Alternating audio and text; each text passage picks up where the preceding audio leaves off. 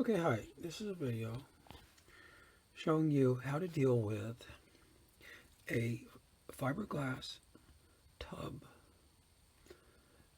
shower surround which was installed without a foundation. This plywood panel here is an access panel. It's an access panel on the wall that is behind where the tub is. Now when I take this panel off, I have access to the area, the cavity, which is underneath the tub, which is normally inaccessible. I'm going to hit pause and I'm going to take the panel off. Okay, I removed the panel. The panel is just held on by some wood screws. The panel is just a piece of plywood. And I just stained one side of it to match the trim in the house. Now, what's behind it is I've cut out the wall board between each stud for a 3-stud section. That gives me access to the cavity, which is underneath the tub. Now I'm going to try to use my flashlight to show you what it looks like. So there's the tub. It looks like it's fiberglass gel coat on the other side. This looks like some sort of straw mat. Now, the way that this was a Lasco surround, and you can the way that it was done is there were 4 pieces of wood running in this horizontal direction across the tub, from the front of the tub to the back of the tub. Okay, there's the piece of wood. Each wood was about 4 or 5 inches across. Okay, it's tough to get the lighting. And the idea was, presumably, that wood would help provide support. But that wood did not rest on the subfloor. The reason is it did not rest on the subfloor is simply because of the dimensions of how the tub is installed and the height of the subfloor and everything. There was about maybe a gap between 1 inch or half an inch, somewhere like that, maybe 3/4 of an inch gap. The tub flexed quite a bit when you would stand in it. And it's a little bit of an unsettling feeling when you have a tub like that. And also, it's not good for the tub itself because all of that flexing over the years puts extra wear and tear on the tub that you don't want. And as another downside, the strength of the tub is compromised. So, for example, if you were to drop something onto the tub's surface, let's just say a hammer, without anything backing it up, the tub flexes and then it could crack. Whereas if it's backed up, when something hits it, it won't flex and it doesn't necessarily crack, even though you might get a blemish or something on the surface. So the tub is structurally more sound with a foundation. And this is similar to something that I learned doing tiling. If you're going to put a tile floor on top of Luan, one reason why the Luan is not an acceptable for a tile floor is the compressive strength is too low. And if something like a hammer fell onto a tile floor on Luan, the Luan is not providing enough backup. It flexes. It flexes with that weight, and of course the tile, when it flexes, simply cracks. The best type of backing for a tile floor is cement. Okay, anyway, that's a little bit side issue. Now, I did a lot of reading on the web. This is a very common problem of people installing tubs without foundations. It's just that extra step that the contractor, whoever's doing the job, whatever reason, they don't do it. The idea is to add it in after the fact. Now, the challenge is this. When you're putting it in before the fact, you take the foundation material, which in this case is mortar, like for brick mortar. You pile it up where the tub's going to go down in mounds that are higher than they need to be. And then when the tub puts onto it's pushed down onto the mounds. Then when they cure, you know that because the mound got pushed down, you have contact between that mound and the tub. There's no gap. And of course, you don't step in the tub until after the foundation is cured. If you did, it would flex down, it would push down the foundation. Then when it sprang back, there would be a gap. You have to look at your foundation material. It can take several days to cure and does not get to full strength for even longer. The idea is to stay off of the tub for an extensive period of time until it's fully cured. So the idea here is to add the foundation in afterwards. Now, the danger with this is that, first of all, you can't use the tub for, let's say, a week or so. Second, as you go to put material underneath a tub, when you have access to one side, it's, of course, going to just keep pushing out the other side. And how do you know that you're getting good contact with the tub above it? Okay, you want it to have pressure, be pushing pressure into the tub above it. Okay, so the one thing that's you see on the internet, a solution to this is to take the mortar and to wrap it in plastic bags like this. Here's an example of this, like a bread loaf. I put is full of mortar.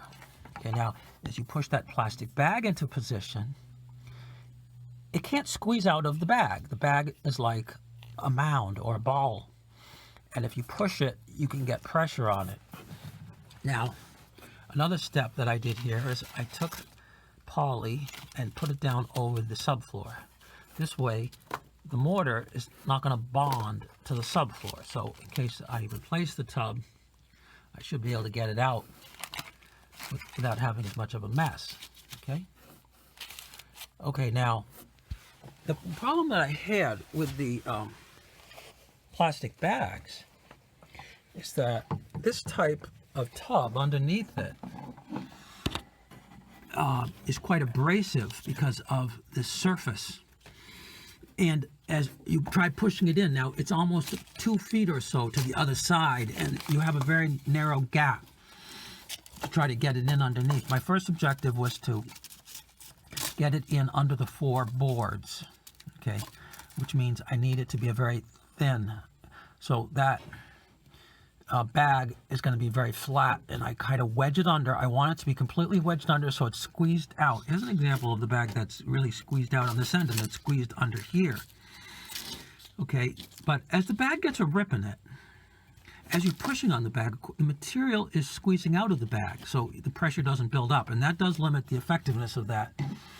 And this has to be done over a several-day period, because at first, like for example, on the first day, I squeezed bags under the wooden supports. On subsequent days, I focused on pushing the bags in the gaps, which is between the wooden boards. That gap now has a much higher thickness between the tub and the subfloor. At that point, it's more like 1.5 inches, between 1.5 inches and 2 inches. And so it takes more material.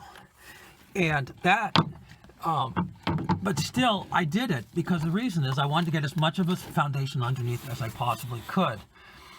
On one day, I would push the bag in, let's say, as far as my hand could reach in, which is about 1 foot or so, just because of the size of the gap. And I would push the bag to try to get it to the far side of the tub. I didn't want to have to try to drill holes on the other side of the tub because, of course, that's in the bathroom. Now, after I pushed the bag all the way to the far side, I let it sit there for a day. Then the next day, that bag on the far side forms a barrier. In other words, I can force more mortar in, and it can't come out the other side because I've already set a barrier up on the other side. Some of it might squeeze through, but that's okay, a small amount.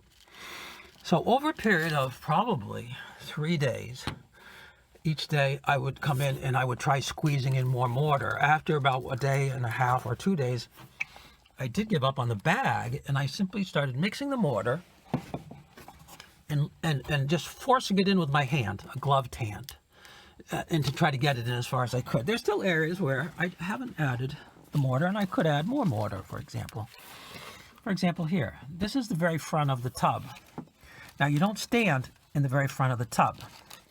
That's really where the drain is, and even to the more front. You don't stand there. So it doesn't need the mortar there, but I could still add it there, and it's obviously going to add additional strength to the overall structure.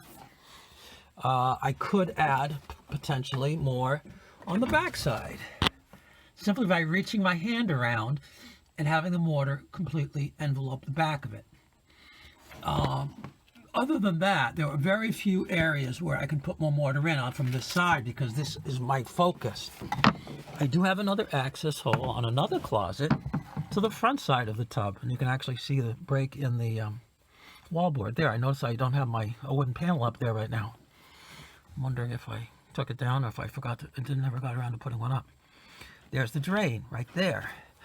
I have access to that, and I have access indirectly to the other side of the tub through that access at the front. I can reach around to a certain extent on the front of the tub, and I could squeeze in more mortar. I didn't do it because I wanted to see how it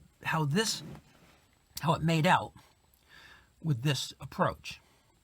So what happened was, there was a period of time when the other occupants in the house were going to be gone for a week or so, and so they wouldn't need the tub. That I couldn't have them taking showers or using the tub at all, standing in it while I was doing this. And I knew I was going to take several days on doing this, so they were gone for maybe a week. I, took 3 or 4 days squeezing in all of this mortar that I could underneath the tub. It is quite messy. At the end, it was very messy. At the beginning, I tried being neat, and at the end, I just tried pushing it as much as I could. I think in the end, you do have to be committed to just pushing it all in. If I had to do it again, I might have not even done with the bags. Just pushed in by hand the mortar originally to the far side to form a dam. Then on subsequent days, as you push it in, it won't squeeze out on the far side. Okay, then after the other occupants came back from their trip, then it was okay to use the tub. And I wanted to see how this held up over time. It's been over a year now, and I haven't gotten any complaints since I did this of sponginess in the tub. And this is a type of thing where if it's spongy, you may notice it. But if the sponginess goes away, you might not notice that, because it's not remarkable. It's really what you want to feel or what's normal. And I think this worked, because I've been in the tub myself, and it feels solider. Very solid, actually. It feels good. I don't feel any flexing at all. And the other people who used to comment about the flexing in the tub haven't mentioned it in the last year. So I don't think I really need to do any more. I could actually do more on this, but I don't think it's necessary. So I don't have it on slated for any more work. What I do kind of have slated is to add a gasket to this wood panel, so that when I attach it to here, I'll try to get an air seal, because this is a space where room air gets into this cavity, and this cavity will, that will run right up into the attic in a sense through the interior wall sections. It's not sealed properly. But anyway, and also I need to add a wooden access panel to the front there. I thought I actually had, but I noticed it's not there. Anyway, this video is run on, but I did want to show you about this, because I believe this is a successful fix to adding a foundation under a fiberglass tub shower surround that did not have one when it was installed. Thanks.